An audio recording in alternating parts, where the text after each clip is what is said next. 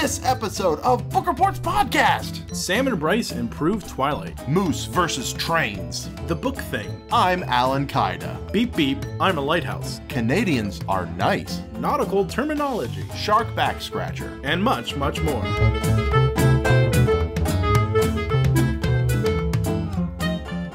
Five, four, three, 2, 1. Welcome to Book Reports Podcast. My name is Bryce Diener. And I'm Sam Tyler. This still doesn't count as a parody.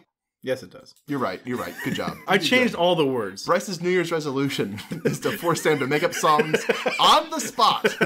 I didn't ask you to join. In fact, I discourage it. I wasn't finished. There are 8 more choruses to go. I'll start again. 5, 4, 3, 2, 1. But anyway, was that it for your intro? Yeah, let's get to your book. You guys know what happens here. All you burpers out there by now are used to this nonsense. Yes, welcome listeners to a new year of Book Reports Podcast. Once again, we haven't been canceled yet, so take that, Al-Qaeda. If there's one thing Al-Qaeda's against, it is podcasting. It's free podcasts. At least until you did Mr. Rogers. Now they're fine with them. The happiest group you've ever met. They go by Al-Qaeda now. Al-Qaeda was my father, please. I didn't go to terrorist school for 4 years to be called Al-Qaeda. It's Dr. Qaeda. Dr. Qaeda. Al-Qaeda? Wasn't he the other guy on Tool Time? That was... Huh? Now, Bryce, we have had almost 2 years. We have the anniversary in 2 full years, months? yes, in March, Okay. yes. Then I have nothing left to say to you, and this intro's done. All right, we'll see you next episode. For more of this. We don't have a guest. Sam, do you have a question? Book Report's 100% more efficient here in the future of 2019. My New Year's resolution was not to have a guest for this episode, and boy, am I doing great. I already broke mine to stop podcasting. I am shedding weight quickly, though, so at least I'm keeping another resolution. We're recording this in a sauna. I'm only wearing a towel. Yes. There are Russian men beating us with hyssop branches. And Bryce took the last towel. Please don't move your book. As is our way where we do not have a guest, I have a question for Bryce. Bryce? A. Lobster traps. B. Nipsey Russell. C. Al-Qaeda. Or D. Whoopee. I'd like to ask the audience. Oh, you're going to use one of your 3 life... Oh, I'm sorry. You only have 1. We had to cut the budget of this show. Yeah, I'm afraid we don't have Ask an Audience anymore. It's just Pet a Badger for 3 minutes. By the way, where are the cameras? I thought you said this was a show. We cut the budget very hard. We're not even recording this. You in a back alley with some stranger. But if you get out of this, you get $5. Well, so, all right. You know, Nipsey Russell. That is correct. Yes. Here's your $5. So, Bryce, here's your question. We've had a very interesting run recently of guests and myself talking about fantasy books on this show. Okay. It's almost 1 per episode for the past 6 episodes. You haven't done a fantasy book except for Harry Potter. That was a Harry Potter special. That counts and we for wanted the to year. include you. But it makes me wonder, since we've talked about fantasy so much, has that made you more interested in fantasy or less? I'm glad that they have something to be passionate about. It won't be my passion, but I'm open to the idea. It's hard to talk about something you're not interested in at all, although I do really well during your book segments. It's because I bring interesting books. Maybe do it sometime. See how it feels. I think it's kind of like Spanish. I don't know Spanish. I don't have an interest to learn Spanish, but I can really appreciate someone who's very fluent in Spanish.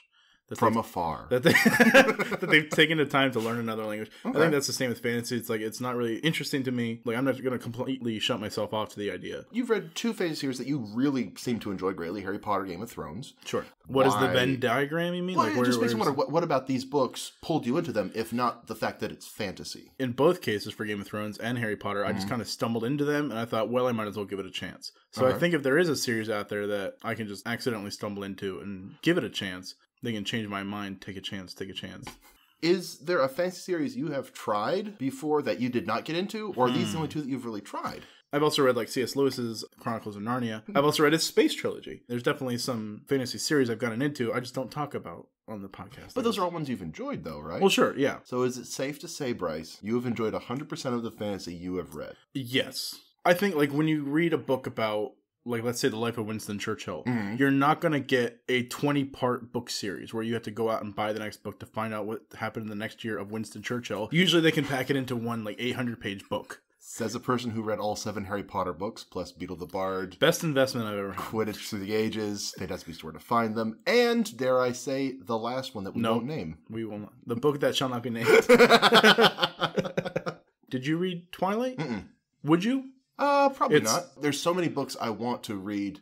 I don't tend to go on my way to read books I'm not interested in. And yet that excuse didn't work for you when I just gave it. You raise a good point. There are things in the Twilight books that I enjoy, but I think that the tone, the style, and the demographic of it are a bit far removed from the kind of books I enjoy. Whereas I was kind of wondering, since you tend to enjoy popular fantasy, you know, the ones that have the big blockbuster movies, the important TV shows, if there were, say, another fantasy series that had that backing behind it, would you be curious to hop into it because it's already in your cultural view? Well, I know Riverdale is now a show. It's based off Archie, who's PG comic, I think. I haven't read Archie in like years. It's very much a fun teenagers hijinks kind of style comic book. But Riverdale, I think, is set. They've actually created like a scary setting. It's actually almost like a horror show.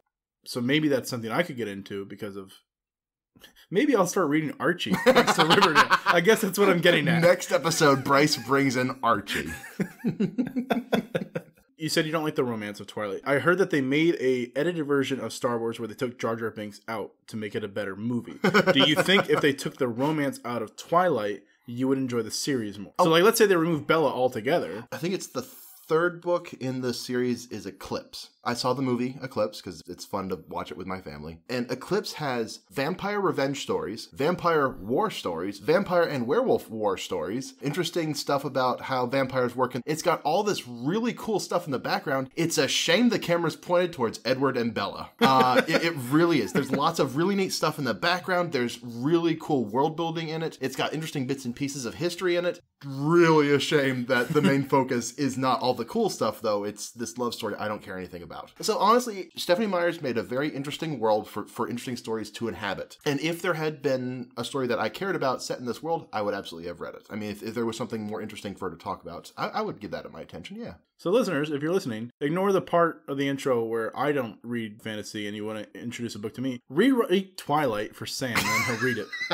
For the next episode. Okay. We both get to ask for 3 things to be in this person's version of Twilight. I would like to have a protagonist that is an old man in Twilight. So the main character has to be an old man. I would like a romance between a vampire and a girl from Oregon. To not be present in this book. I would like the guy in the first movie, when he's swerving his van, to actually hit Bella. That's going to take a lot of plot out. That's unnecessary. I think that just fixed the whole series.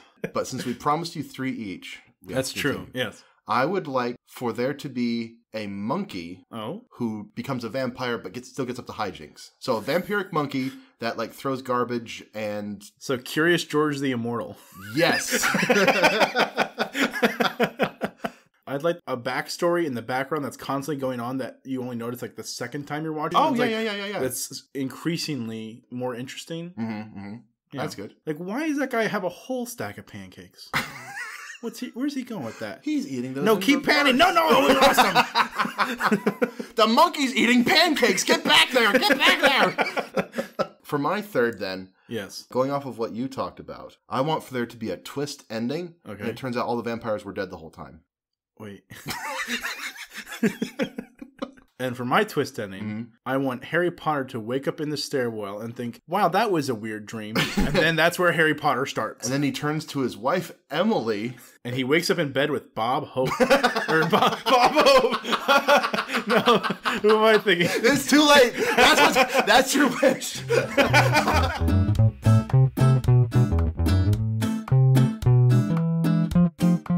So Sam, what book did you bring to share? Before you say anything, I want you to know I hate shapes and land. Go ahead. Well, I brought The Unbearable Lightness of Being. And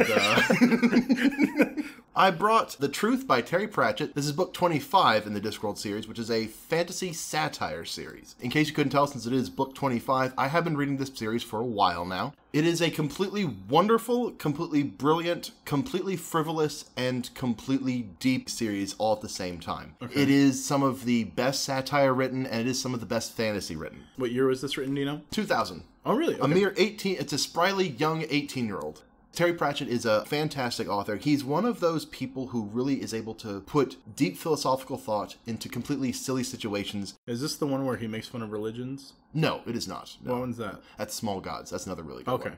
Oh, okay. So it's still part of this Discworld series? Mm-hmm. Yeah, well, there's 41 of them, so he covers a lot of different topics. Is every book he's ever written part of Discworld? No, he wrote more than 41 books in his life. He wrote a whole lot of them. Broadly, the Discworld series is this one fantasy world, which is a flat, circular world shaped like a disc, which is rested on the backs of 4 elephants that are standing on the back of a giant turtle named Atuin, who is constantly swimming through the universe. And these are all the exciting happenings that take place on that flat Earth. That's hilarious. Is that where we get the idea of turtles all the way down? Well, no, that's where he got the idea for Atuin. There's a few different cultures who have interesting views on what the Earth actually is. Some of them do involve just resting on an animal, and that animal is constantly running around, basically. And that's why we have the sun going by and that sort of thing. So what Terry Pratchett did was he made a world where all the weird superstitions and all of the weird, mundane things of modern life can collide together and make interesting stories. On the Discworld, any human belief that gets strong enough gets a personification, so that's where you get gods. My favorite character, it seems wrong to have a favorite character. One of my favorite characters is Death. Okay. The personification of Death is so wonderful in this series. He's the only character who's in every single book. Okay. And you always know it's Death because his text doesn't have quotes around it and they're all in caps. His words have a great deal of weight. Is he maybe a main character, or does he just make he's a main special character. Appearance? Death.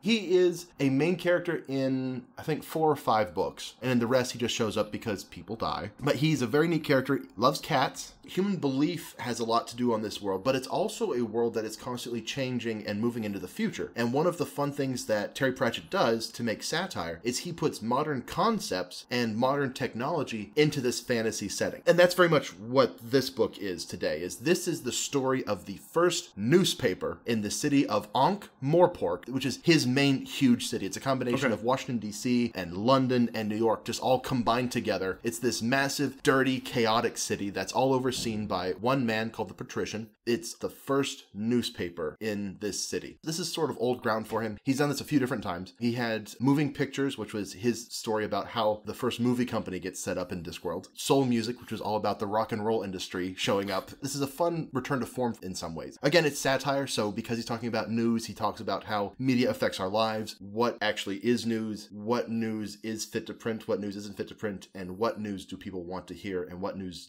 don't people want to hear. Interesting. So this is a book that has a lot of depth to it, but it still is just a really fun, silly fantasy series. The basic plot is a man named William DeWord writes a small newsletter that he sends to various heads of state to keep them abreast of what's going on in Ankh-Morpork. One day, he has an encounter with a group of dwarves who have just invented the first printing press with movable type. And the head dwarf of this group is named Good Mountain. Bryce, can you note any connection between the name Good Mountain and the invention of the printing press?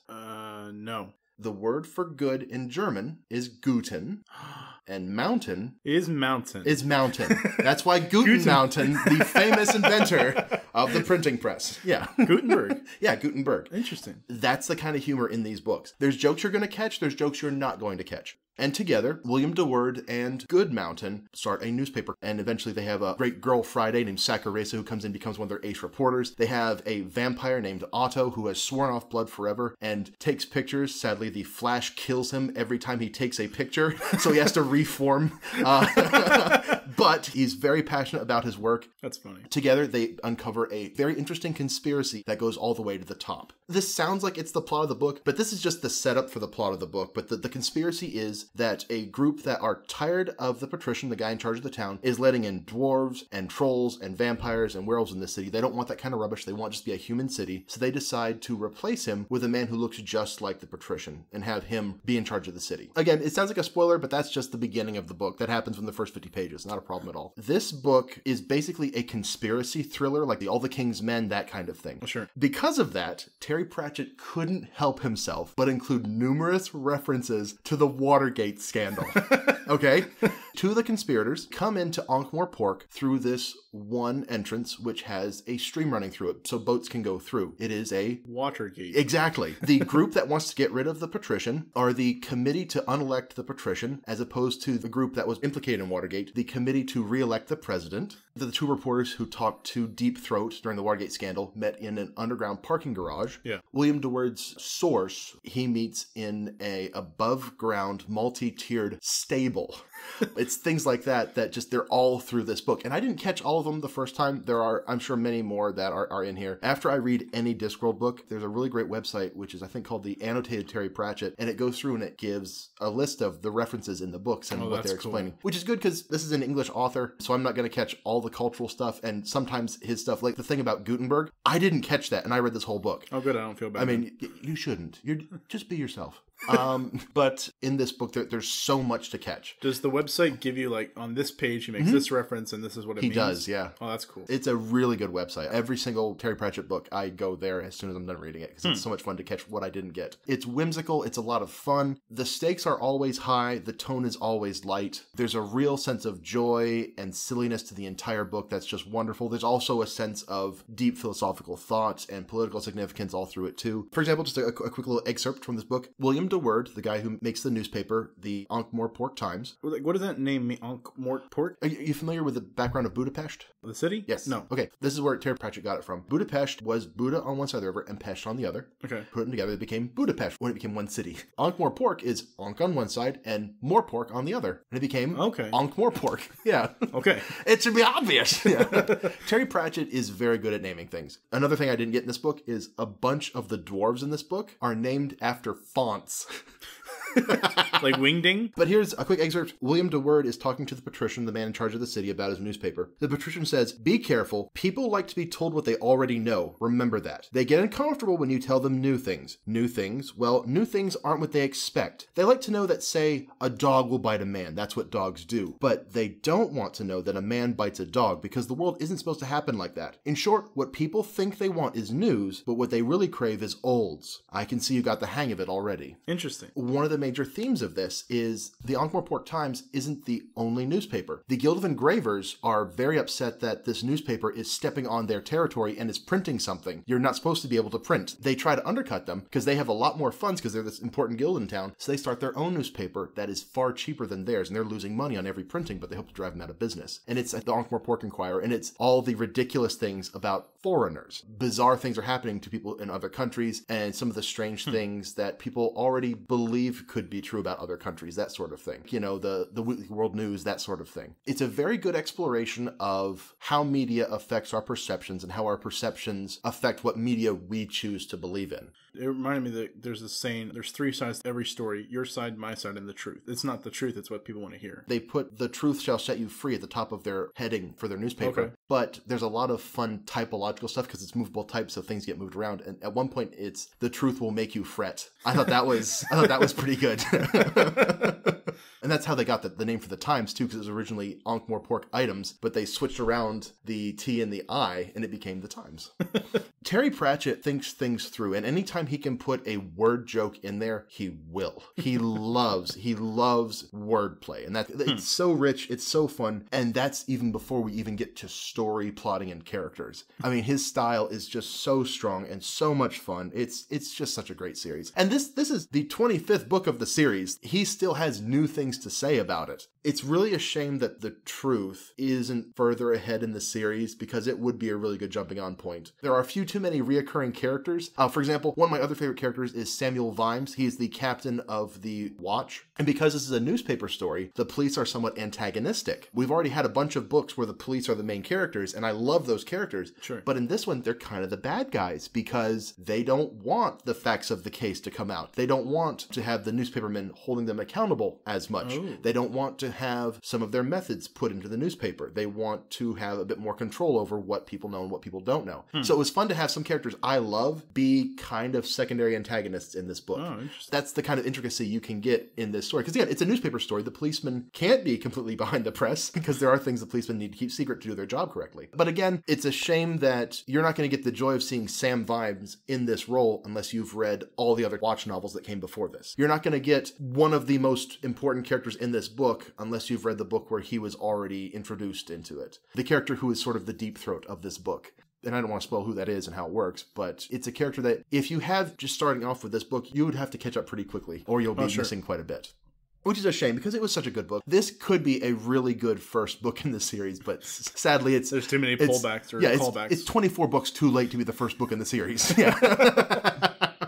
I think it's definitely, still relevant. Oh, yeah. I would say. The Discworld book series is written by an atheist, but Terry Pratchett is such a good understander of the human condition and how people work and what life is like that these are books that have a great deal of really good commentary on how people behave and how people are. As a Christian, I greatly respect Terry Pratchett's view of how people should be. When he says amazing, interesting things on the page that are thought-provoking, whether I agree with them or not, they're going to seep into my head and form me in some way, whether I'm agreeing with them or disagreeing. I'm getting a chance to think about these things. And this is a book that was very much like that because there are so many different sides to what the truth is, like you were saying. Sure. And that's such a big part of this story. There are things that should not be in newspapers. There are certain things that people should not know about. Like when people talk about we have a right to know, do you? That's a good question to be raised is, what do people have a right to know? I'd say on that point, the local newspaper in my town, they love to put dead bodies on the front page. Like there's a car accident, they like to get there as soon as possible. And so the ambulance services know this.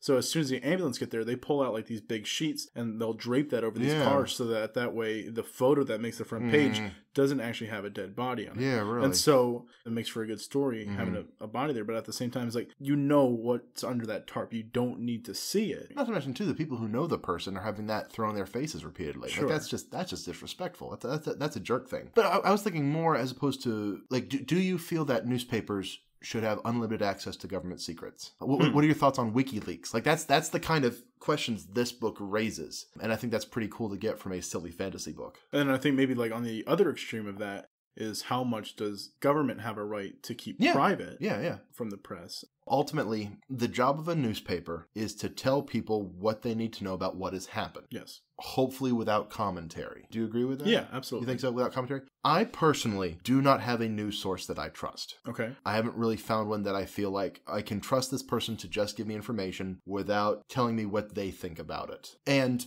by omission, leaving out stuff that I feel like I should know. Again, that's the fun of this. This is a fun, silly fantasy book with a version of Gutenberg being Good Mountain as a dwarf. I mean, that's the fun of this book. I didn't even talk about the villains yet. So you said there's like 48 books. Have you read the entire series? I do wonder when I reach that last one, how's it going to end? And do you think you'll feel a certain emptiness? That there's no more Discworld books for you to read for the first time? Well, there are more Discworld books than just the novels. There's a cookbook, buckaroo.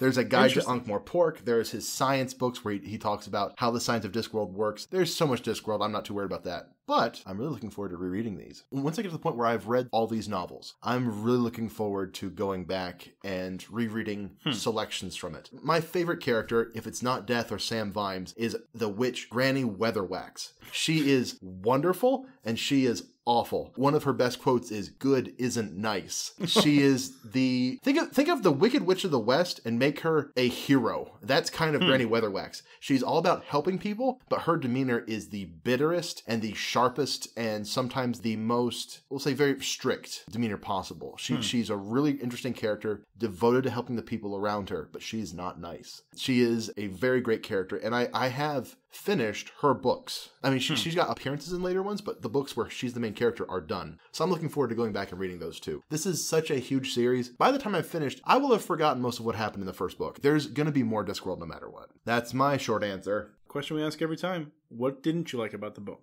It took a little bit longer than I wanted to for the plot to get going. Okay. That was one thing. Now, do you think that was just him building the story, or was he just didn't get into the writing motion? I think he was setting up what needs to be set up. It's the story of the first newspaper in Ankh-Morpork, but the first 50 pages are the setting up of the first newspaper in Ankh-Morpork. Sure. So for the story to get going, you have to have the newspaper in place.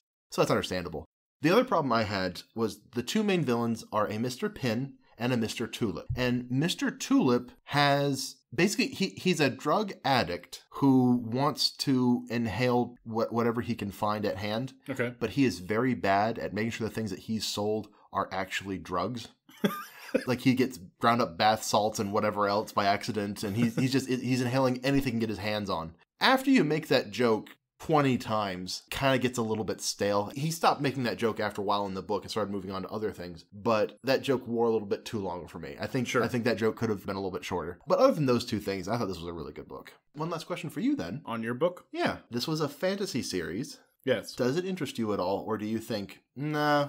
To answer your question, I think Small Gods by Terry Pratchett there, I think because that's part of this World Series, maybe I'd start there, even though that doesn't sound like it's one of the first books. So it isn't, but it's very standalone. You'd be fine. Okay. Maybe that'd be my foot into Terry Pratchett and the Discworld itself. But it's an interesting starting point because it's standalone and it is Terry Pratchett's big book about religion. Sure. The whole point of that book is he takes a swipe at every possible view of religion. He got emails from atheists praising him for finally taking religion down a peg, and he also got emails from Christians saying, finally you have a character who is the best example of Christianity I've read in a fiction book ever. You know, like this is a book that everybody can hate and everybody can love together. That's funny. It was a very good one. It's a good beginning. It is satire at its finest. That was a good one.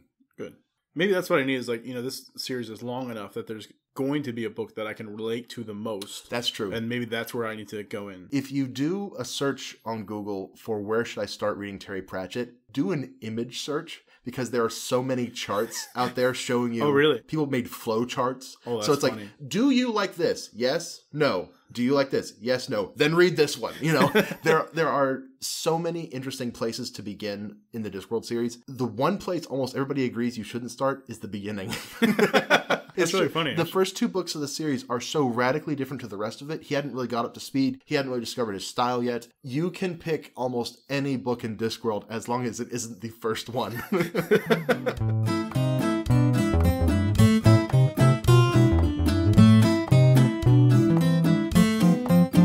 So the book that I brought is The Boat Who Wouldn't Float by Farley Mowat. Is that how you'd say that? Maybe Mowat. We'll go with that. Mowat is what... Farley Mowat is what brings us together today. Farley Mowat. And before I actually... back in the 80s, I had a mullet. Did you? Was it business in the front, Farley in the back? Yes, that's exactly what it was. Before we get into the book, I want to share how I got the book. Back in October, I took a solo trip to Baltimore and Washington, D.C. I was looking up things to do in Baltimore, and one of the things is called The Book Thing, which is a bookstore for inside the inner city, and it's a place that provides free books. They have a website. It's called bookthing.org if you want to go check them out. They did not ask me to advertise for them. I just think it's such a fantastic place that I'm giving them free advertising on the podcast. You can take as many books as you want, but there is a limit of 150,000 books per person per day. Bryce was sending me frequent Facebook messages, rubbing it in my face that he was doing these amazing things with books without me. He did at one point say, Sam, I'm going to this thing, free books. Send me a list of books you want. But sadly, the computer that has that list of books on it is incommunicado right now. So I was unable to give him a list of wants. But it was just this small room I walked into. I was like, wow, this is kind of a small room. But then I saw a doorway. It's like, oh, there's another giant room. Oh, nice. And then at the back of that room, there's another door to another giant room. And that's how bookstores should be of any kind. They should absolutely underwhelm you at the first glance. All the best bookstores I've been to have been like that, where you just realize, oh, and this is it. Oh, there's a hallway over there. Oh, this leads to another building. There's 5 more rooms over here. And there's a stairwell. Where does that go? And honestly, for me, if the door isn't locked, I'm I'm probably going to look in there. Absolutely right. And if there's a stairwell and there's not a sign like saying employees only, even if it does say employees only and there's not employees around, I'm going to go down there. That's just a good guide to life, really, let alone bookstores. And abandoned factories. Yeah. And so I'm walking through the book thing in Baltimore, and I get to this section of maritime adventure. It's a whole bookshelf. And I'm just like, this isn't a bookshelf I would ever normally visit. Yeah. But everything's free here, so let me give some time to this. The thing about the book thing is they say you can take them for free as long as you promise not to resell them. After reading this book, I am not going to resell it. I'm not even going to let people borrow it. It was that good of a book. And if you do go to Baltimore, or even if you're just in the area, you need to make a trip to Baltimore to go there. The Book Thing at bookthing.org. Definitely go check those out. Farley Moet was a Canadian back in the 1960s is when he wrote this book. 1969 is when the first copyright is. He's at this random auction, and that's how the book starts. Is my father's always said I shouldn't go to auctions because they're very bad for you because you just end up buying things and you just get the auction fever. He starts buying boat equipment left and right, rigging and rope. He doesn't own a boat. He just starts buying boat items at this auction. Boat adjacent materials. Yes. Yeah. And so it's like, I don't know what got over me. And at the end of the day, I just have all this boat stuff. He admitted that he was a little drunk, so maybe that had part to do with it. But, you know, who knows? And so one night, he and his friend, Jack, are getting drunk once again. They're like, you know what we should do? Buy a boat. The best decisions, categorically, have always been made while drunk. That's how this podcast came to be. So he and his friend decide, after becoming sober, we should buy a boat. It's like, well, we can't get a good boat. We might have to get a junker we can fix up. And so he starts driving off into the hills of like Newfoundland. Mind you, there aren't roads. The country of Newfoundland at this point had only then joined Canada as its own part of Canada at least maybe 15, 20 years. So it didn't have the infrastructure yet. Yeah. If you go look up towns in Newfoundland, they have beautifully painted buildings. It looks like a child was allowed to pick every building. Like, I think this one should be bright orange, and next to it, blue, and next to that, yellow. Because back when it finally joined Canada, suddenly they had all this Canadian money coming in, and paint became a lot cheaper. So these people who didn't have the ability to buy paint before are suddenly inundated. Paint mad. Yeah, exactly. And so they're like, I should paint my house. It's like a Lego brick wall. It's just like every other. Yeah. So definitely go look those up. And so he's driving through these towns. He's looking for a possible boat that's been abandoned that he can buy. This book solidly belongs then in the nonfiction and the author's the narrator category that you tend to enjoy. I do tend to lean that way. This is becoming more and more a Bryce book for sure. When you started, it's like, what is Bryce getting out of this? But no, this is settling into your niche very quickly. Oh, yeah. He's also really good at humor. There were several points I had to go back several paragraphs just to reread the story because it was too hilarious that I was missing the plot points. He's a clever guy. He ends up finding this really just awful looking boat. It's not even floating. It's just on the edges of this wharf. It's filled with cod liver and guts from a fishing plant. And so he gets it for like really cheap. And so he starts working on it with the townsfolk. And everybody he meets in these Canadian towns are nice. Even the people that are mean to him at first, a week later are nice to him and like will buy him a beer and all this stuff. It's incredible just to see the hospitality of Canadians. Canadians are nice. So his friend Jack hears that we've got a boat. Here's where it is on this distant shore of Newfoundland. And so Jack starts coming along. Jack is the guy he bought the boat with while drunk. Wait, they actually bought a boat while they were drunk? The one he decided to buy a boat with. And so he starts making the trek out there. The problem is there's no roads. There is a train, but it is so unreliable that you're better off just driving. But it's so far away from just what you would call civilization, like St. John's. I would call civilization. Yeah. There was one toilet in town. It was on the dock, and it's just a seat over the pier. So yes, what you would call civilization is very far away. That is not what I would call civilization. 2 toilets. That's what I call paradise. And so I mentioned the train being so unreliable. There were actually boxes on the train full of like weeks worth of supplies because the train become stuck in the mountains due to like blizzards, due to heavy fog laying in that you can't even like see like feet in front of the train. So you can't really trust what curve is coming along. Moose try to fight the train. Belligerent moose. The book said in parentheses, the moose often won. Wind so strong it would push the carts off the track. And I love this one. Passengers that wandered off to pick berries while the train was climbing a hill. So So the train is going so slow up this hill that passengers riding is like, hey, those are berries over there. And so they get off and they just start picking berries. I'm going to go stretch my legs. And they turn around and the train is gone. So they had to stop the train. So Jack arrives into town and he starts working on the boat with Farley. After weeks and months of working on this thing, they finally get it floating, which is important for boats. I don't know if you know, I don't know how much you know about boats. Boats? Yes. Got it. Catch me up on that one, That's skipper. That's why they stay above the water. That's why they call it a sailboat, because he bought it. Got it. That's why they call it a dinghy. Oh. Shiver me. I should mention the kind of boat that they got. It has sails, but it also has an engine, so that way when the wind died down, you were able to just turn on the engine, just continue on. And so the boat that they had was called a make or break engine, which referred to when you would turn it on, either make it and start, like fail. That makes sense. Yeah. When and if the engine started, the boat immediately began to move. She did not necessarily move forward. It was... It is an idiosyncrasy of the make and break engines that when they start, they may choose to turn over either left or right, which makes it to say either forward or astern. And there is no way known to man of predicting which direction is going to go. Especially like at the beginning, it would always choose to go backwards. And so you imagine you're right against the harbor, you start the engine, you've been trying for 20 minutes, all of a sudden it finally starts up and you're moving backwards. And so they've had troubles left and right with this engine, with the boat itself. By the end, he refers to the boat as like having its own personality, who is called Happy Adventure, by the way. Happy Adventure. On their maiden voyage, they left port. Everyone in town has known them at this fish plant now because they've been there for weeks and they're finally doing something with the boat. And they're Canadian, so they're just friendly. They become friends with everybody. They have a wind full of sails, or sails full of wind. Anyway, there's a lot of wind, there's a lot of sails. Who's to say? I wasn't there. He didn't invite me along. They start heading out to the open sea, but out there's a collection of like small dories, which are kind of like rowboats, and there's just a collection of boats offshore, like instead of having to bring them into the harbor and clog up the harbor, they have them out there. The Happy Adventure starts heading right towards them and refuses to stop. It refuses to turn. It refuses to go left or right. It's not following its maiden voyage. It's till, it's rudder. Yeah, It's not following at all. Maiden voyage. And so all the townspeople are watching as it starts heading towards these boats.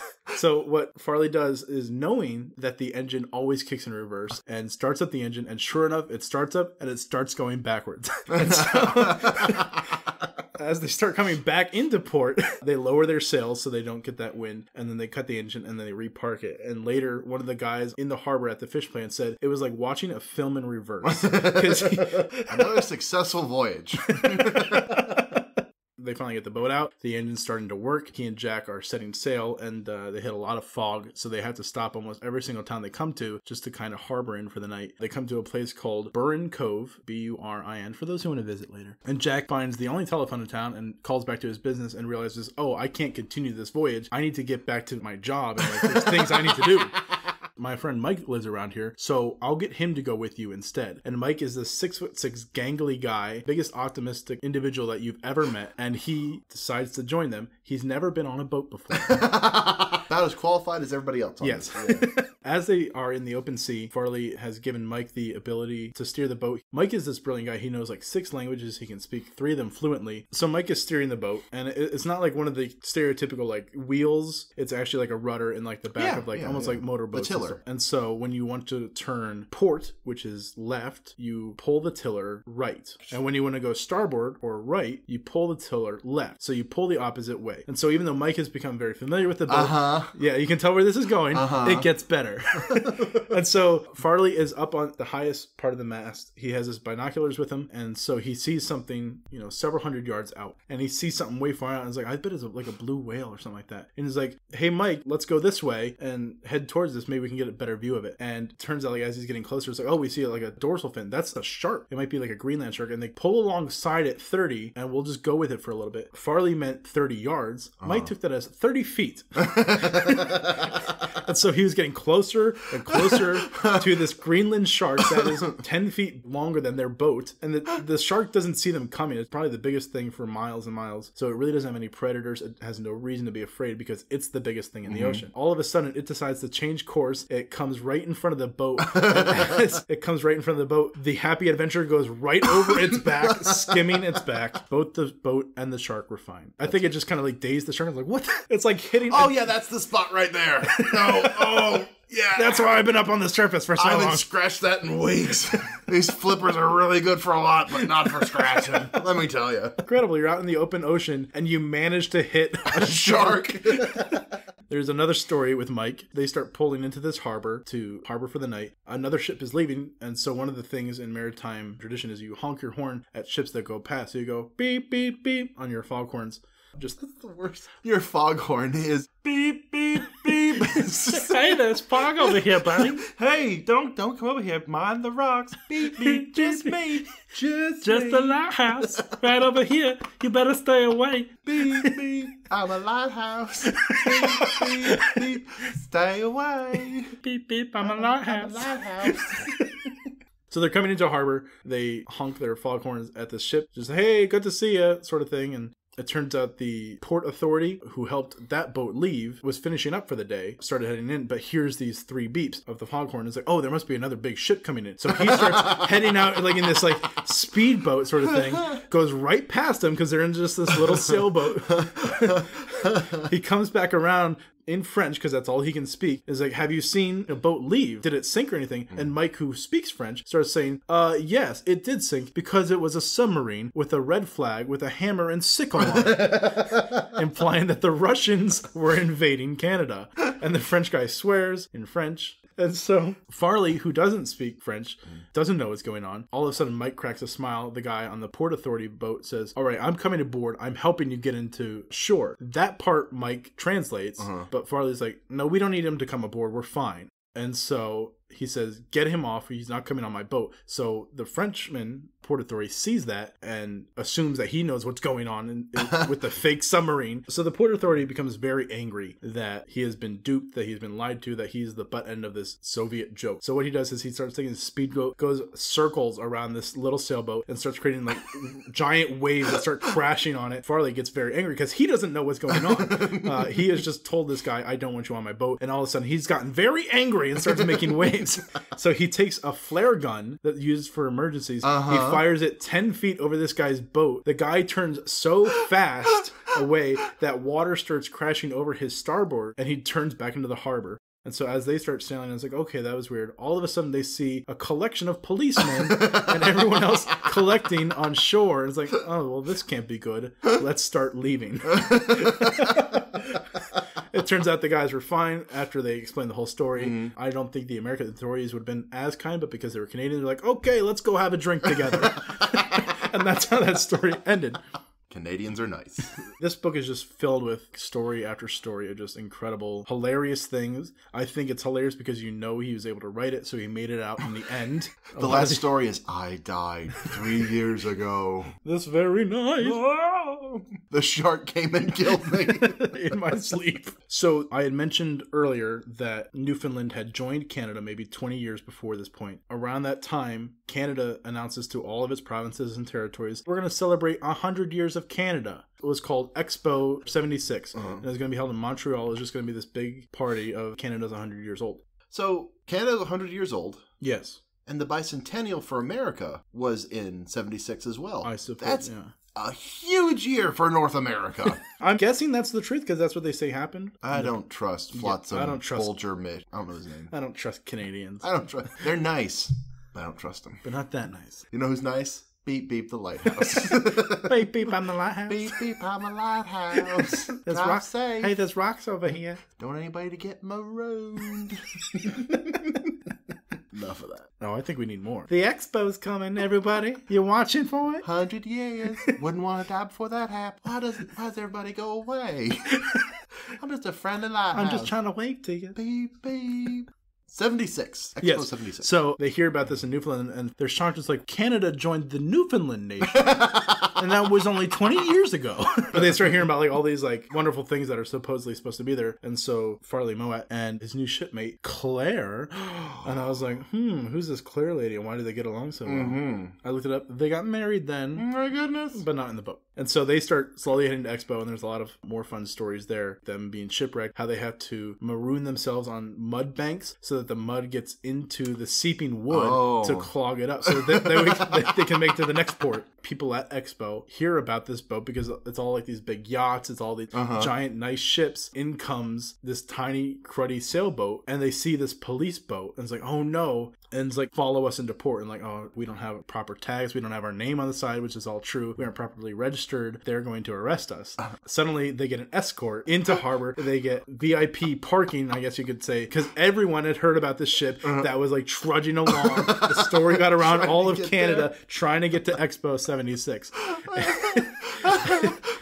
And as the true spirit of Newfoundland. Yes. As it parks, she starts taking on water. She has to have like electric pumps, like put in like 7 pumps just to keep her afloat. And everyone's just like, this is not worth it. So they start distancing themselves. They make them park further down the galleyway. I love that you keep saying part. Shipped? I don't know. Moored. Yeah. There's more ships as in Mary Tyler. Yeah. So they were Mary Tyler moored to the there you go. To the harbor. I think proper terminology for shipping is too much of a compliment for this boat. So yeah, it was parked. It was parked. It was parked in the mud. You make a very good point. He would talk to the boat at this point like it was an actual person like he had a reason with. And so it never wanted to go to Expo. It was constantly breaking down, getting there. And every time it went east, back towards Newfoundland, it always worked like a charm. And so he said, listen, as soon as we leave here, we're going back to Newfoundland. We'll never come back here. She worked like a charm. She made it back to Newfoundland, no problem. And that's how the book ends. So what span of time does the story of this book take place? I'd say for the first 15 out of the 19 chapters, maybe 2 or 3 years. But I think he bought the boat in early 1960s and it ended in 1969. 1969? Yes. How come it was Expo 76? I assumed 76 was for the year. That's why I was saying it was That's what I bicentennial. assumed too, but now that you mention it. How does that make sense? Canada. Or 67. There we go. It was actually Expo 67, not 76. Makes sense. This book nicely fits inside your wheelhouse. Get it? Nautical term. For what? Is there anything about this book? It's for the can. Yeah. Okay. The can on the ship is called a wheelhouse. Is there anything about this book you did not enjoy? Honestly, out of the 19 chapters, there was only one that I was like, okay, this is dragging on. Let's get back to it. Interesting story. What went on in that chapter? Farley went on another boat called the Oregon with one of his other skipper friends. They went through a hurricane, and it just wasn't interesting just because... Blah, blah, blah, life-threatening, blah, blah, blah, blah, blah. There's a chapter right before this where they're talking about smuggling alcohol to Newfoundland Islands and the way they do that to avoid the Royal Canadian Mounted Police. They're like, do you want to help us? And he said, I thought for about a second and then said, yes.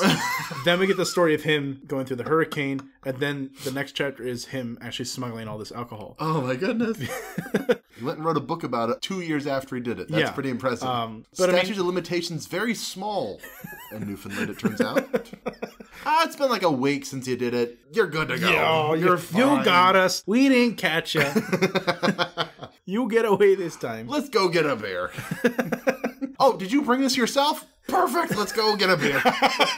We don't have to go anywhere. This is great. That's the best thing about catching bootleggers. You know, when you're all done, you have, a drink together. You share it. Yeah.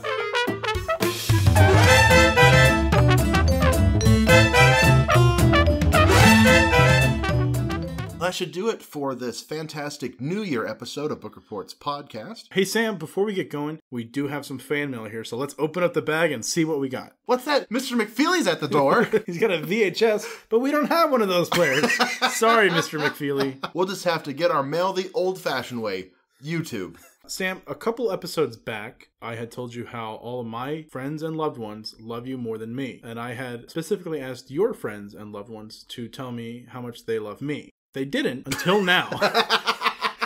Because I know for a fact the individual who commented on a couple of our YouTube videos is actually your cousin, Frank. So, that Frank, is correct. Thank you so much. You're a great, honorable gentleman and handsome. And president of the Bryce Diener fan club. Yes.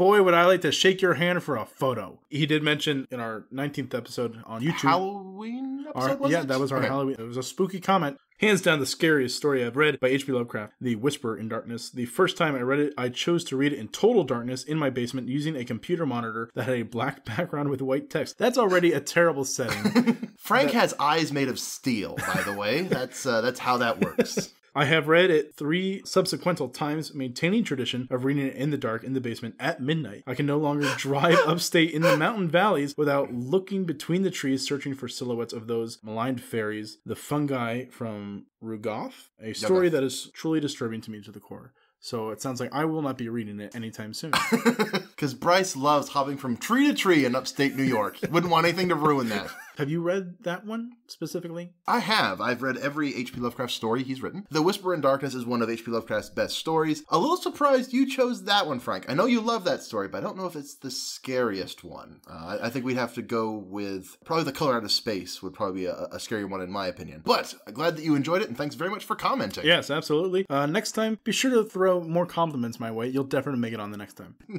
And to anyone else who would like to shower praise upon me, Sam, how can they do that? You can find us on iTunes and YouTube and Facebook if you want to find all of our previous episodes. You can also talk directly to us through the comment sections on those various venues. You can also give us a rating on iTunes. That would be fantastic. It helps people find the show, especially if it's 5 stars. If you want to get more personal with us, and who doesn't want that, you can send us an email directly to Bryce's eyeballs, I never read them, at bookreportspodcast@gmail.com. Thank you for mouthing the words, Bryce. That really helps. It really does. If you would like to find even more of me online, you can find my blog at skullduggeryandthesmoke.blogspot.com. I have just finished my annual Christmas series, which is Ghost Stories for Christmas, where I look at folklore and hauntings of the British Isles and how they can be used in role-playing games. Our theme music, as in the 21 previous episodes, is by Kevin MacLeod. You can find more of his music at incomputech.com. So that'll do it for us. My name is Bryce. Beep, beep, I'm a lighthouse. Diener. And I'm Sam, Canadians Are Nice, Tyler. Thanks very much for listening. Hope you enjoy the future of 2019.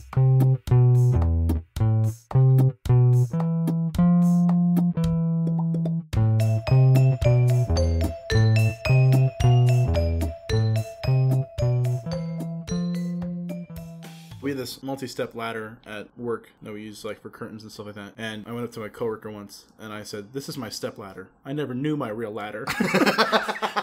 That was weeks ago. And she'll just randomly come up to me and like, "Step ladder." Like, that's pretty good, Brian. Thanks.